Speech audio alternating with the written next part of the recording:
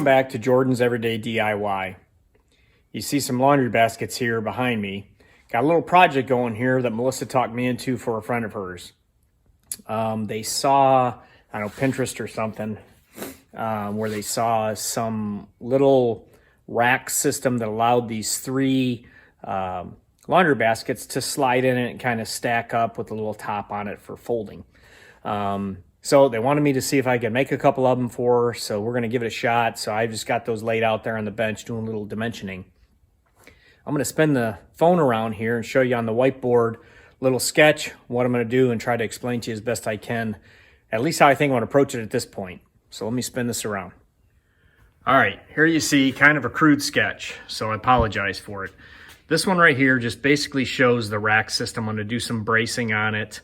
Bought a bunch of primed 1x4, just pine. They're actually going to paint this, the rack, and just going to do some kind of a butcher block type piece for the top that we'll put on there and just kind of do a urethane or something on it. So I've got some cross bracing on it for some strength. I believe I'm going to join most everything on here by glue and biscuits. I think that's how I'm going to do it at this point. What is not shown on this little sketch are three slats on each side that go back. You can see here on this one, this is just a head-on shot of three laundry baskets, and the handles are gonna slide on these little rails.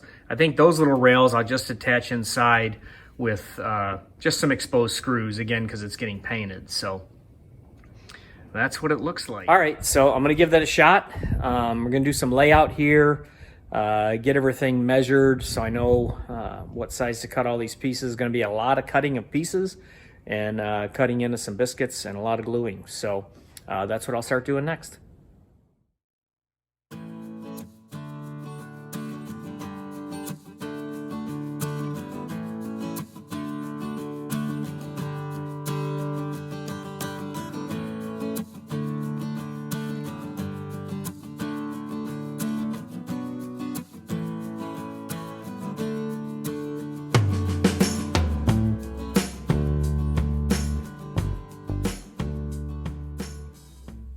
All right, so I have most of the pieces cut, pretty simple cuts, just a lot of repetition, used to stop blocks, so I'm sure that they're all the same size. Check for staples on the ends, obviously, as you're putting them up next to a stop block, so that's not creating any difference in the lengths. Gonna get these laid out. I didn't cut any of the angle bracing yet, although I don't believe structurally that this necessarily needs angle bracing. I'm gonna put some on here. It'll add some structure, obviously, but it's also more decorative, just kind of for the look. So I'm going to do some layout here and figure out what those angles need to be and get those pieces cut as well.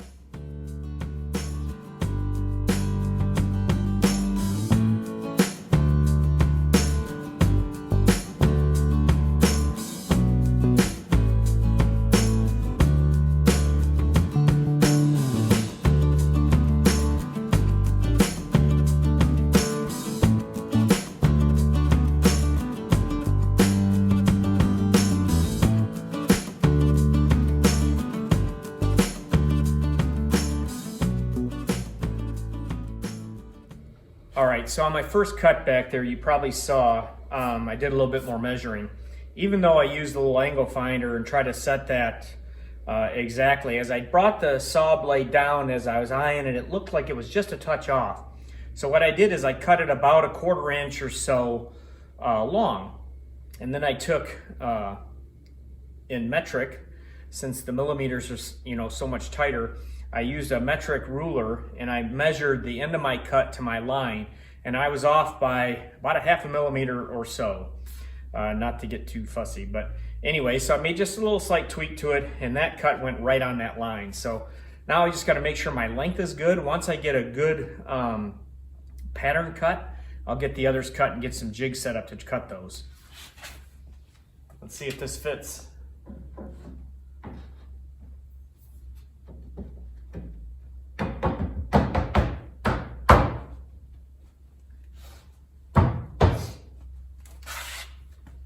As my friend Ace Ventura once said, like a glove. All right, I gotta get 3 more of these cut, and we'll start getting some biscuit marks on here and start getting some biscuits cut. I love biscuits.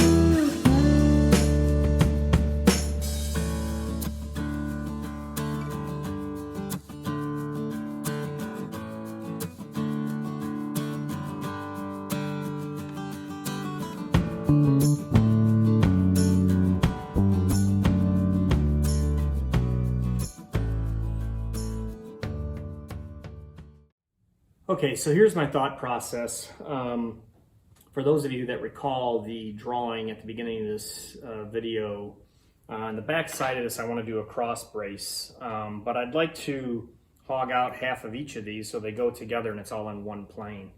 So I put two of them together, got some marks on them, lined them up where they needed to be. So I have a left and a right on two of these, but I have four to do. So I have two lefts and two rights to do. So I'm gonna transfer the marks of one of these now. What I did is I just clamped a straight edge to I followed the edge of my table because I know the corner of my table is square. And so then I put the two angled, I just put the tips on this piece and I'm following the other edge of my workbench as my square setup.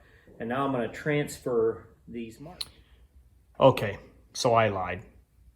I try not to make a habit of doing that on these videos, but here's what I found out. There are no lefts and rights. I wasn't thinking about it too clearly. But as I got these laid out, you can see that they are all actually identical. I took the left and the right that I marked, and once I got them all marked, I can lay them out and they're all identical because you're flipping the other one over. I just wasn't thinking it through. I'm gonna get some straight edges clamped on here, get my router set to half the depth, and get these routed out.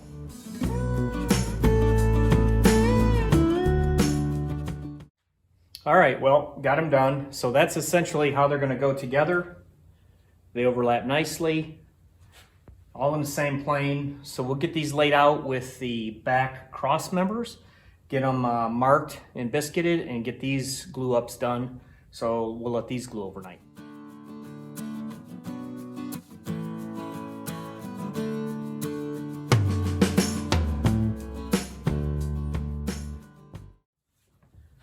All right, well, this one was a tough glue up. Wasn't a lot of options for clamping, so whenever I squoze it long ways, obviously it wanted to squirt the braces out the side. So I clamped some stops on each side, and I'm telling you this because I believe my phone stopped recording. So put some blocks on the outside so that they can't squeeze out, and I just snugged these up. Make sure I got some weight on here, holding it all down, wax paper in between. We'll come back tomorrow. We'll see how these look. All right, so I got the back brace out of the glue jigs that we had, or the glue ups that we did. Got it kind of clamped together in its general position. What I want to do now is I want to go around on the inside, and I'm going to mark at 1 3/4 down, which is, you know, half the distance of this 3.5 inch thick member here. And I want to mark on the insides for the biscuits so that I can do the biscuits here. Then we'll come back with some gussets and get it all glued together. Obviously I'll do some sanding and stuff beforehand, but right now this is all kind of rough marking. So I'm gonna go around and get all those marked right now.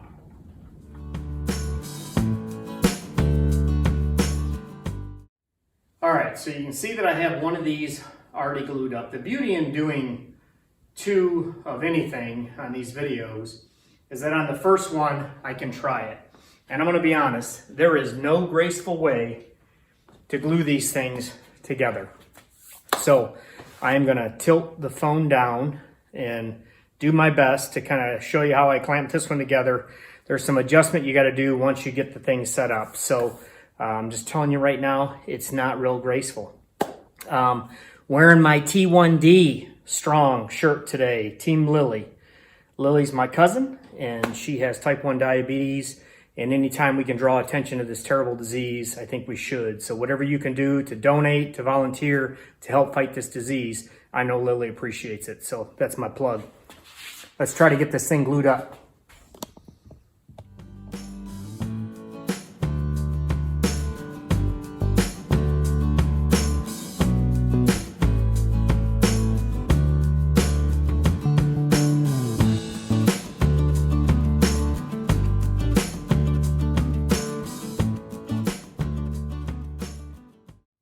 All right, so we have these glued up, cleaned up some of the glue a little bit.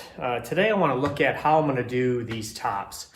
We bought some relatively inexpensive, just real clear pine, fairly knotty. It's not a super straight piece.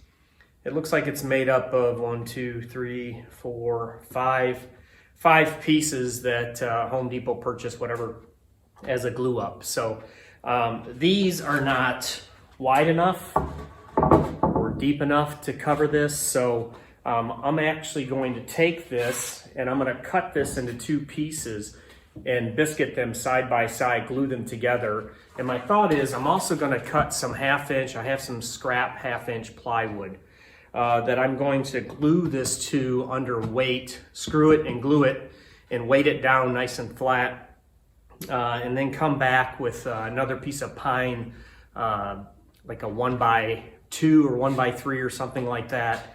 To just kind of trim off the edge, cover the edge of the plywood. I think that'll give me a little bit more of a stable, thicker countertop, and it'll give me a little bit of a bull nose to kind of go around.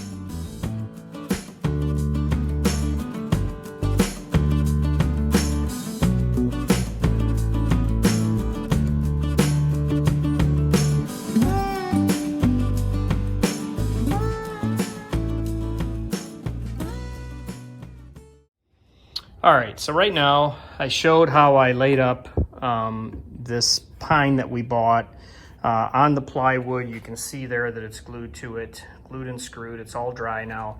I have this actually setting up on a 1/2 inch piece of scrap, which I'll tell you why here in just a second. So the way I'm gonna do kind of the edging or the bull nose on this is similar to the way I do some frames. I'm gonna take this piece, disregard the fact that it's sitting a little lower right now. When I put this on, I've already cut this to length. I'm gonna put this one on and it's gonna slightly overhang just as a detail. So the top and bottom will have this slight overhang as you look down on it. Again, just a detail. With some of this pine and stuff, it's not as straight, it moves a lot. So this is gonna be a little bit more forgiving than like trying to do a miter or something on here, which you could do. But I'm gonna choose to do this detail. It's detail I use quite a bit. Just kind of hides a lot of sins. So what we'll do is I'll get this clamped in place and I'll get it, more flush than what it is right now. That again is for the spacer. So if I didn't have the spacer, this would sit down too low for me to clamp it and flush it out. So that's what I'm gonna do next, get this glued and clamped.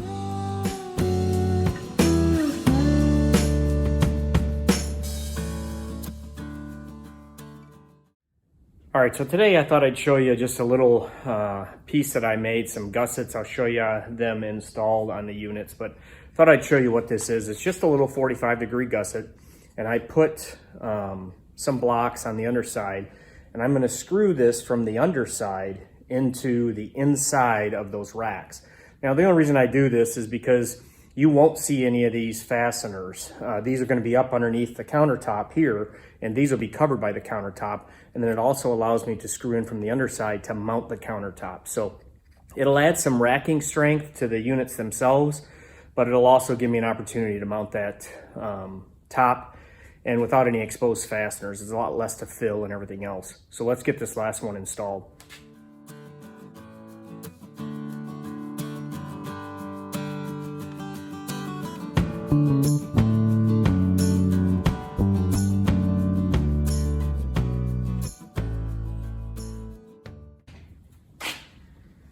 And there we go. So that's how I'll mount the top. I've got to get some caulk on these, going to do some staining. Probably not going to videotape that on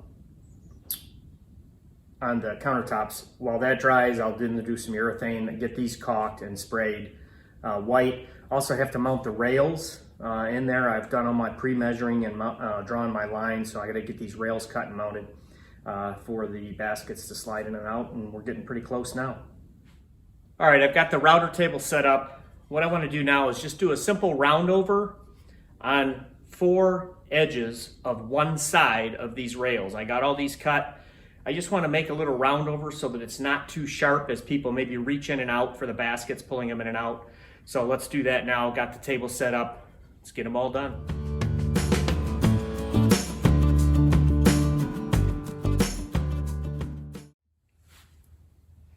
Okay, well, I mounted one of the rails. I'm going to show you how I mounted one. It is a little tedious because I have 3 slats I'm trying to screw to, and because it is inexpensive, pre-primed pine from Home Depot or any of those stores. It's not, I'm not picking at Home Depot. You know, they're not perfectly straight, so kind of in and out. So I need these to flex versus doing this on a bench top, which was my first thought. So I'm taking each one and I'm putting 3 clamps on it, 1 on each piece, to make sure I'm holding this nice and tight with the glue before I put the screws in so they don't move. So all right, well, finishing up the laundry basket project. So I'll turn the camera around here in just a second. You can see the one here behind me that I have completed. Basically, we've got, I mentioned I'm gonna throw some stain and some polyacrylic on the top, about 3 coats. Got that mounted, and I'll turn this around and show you what the finished product looks like. All right, there it is. 3 baskets, just sitting on some blocks down there, but they all slide in and out. Sprayed some latex on the frames just to get the finish done. Did the tops, as I mentioned, showed the details there. So I'll get this other top mounted, and they'll be ready for pickup. Thank you so much for watching this video. I told Brett that I wanted to end this video for him just to give you an idea of why I think that these dressers are such a cool idea. So if you are somebody that doesn't like to put clothes away, or your children don't like to put clothes away, what a cool idea to be able to take your clothes out of the dryer, and when you fold them, you just put them back in this basket. You hand it to your child and they just set it right back into this dresser. How cool is that? Thanks, Tanya, for giving us this idea and allowing us to build these for you. So I had never seen anything like that before. I thought they were pretty cool. And what a great idea too, if you don't want those sitting out in your room, to put it in a closet. I think it is really brilliant. So I hope you guys liked this video. If you did, would you give it a thumbs up? We would really appreciate that. And also, if you haven't subscribed, hit that red button and subscribe. We have a lot of fun things that we're going to be bringing to you. We appreciate all of you so much. And until next time, stay blessed.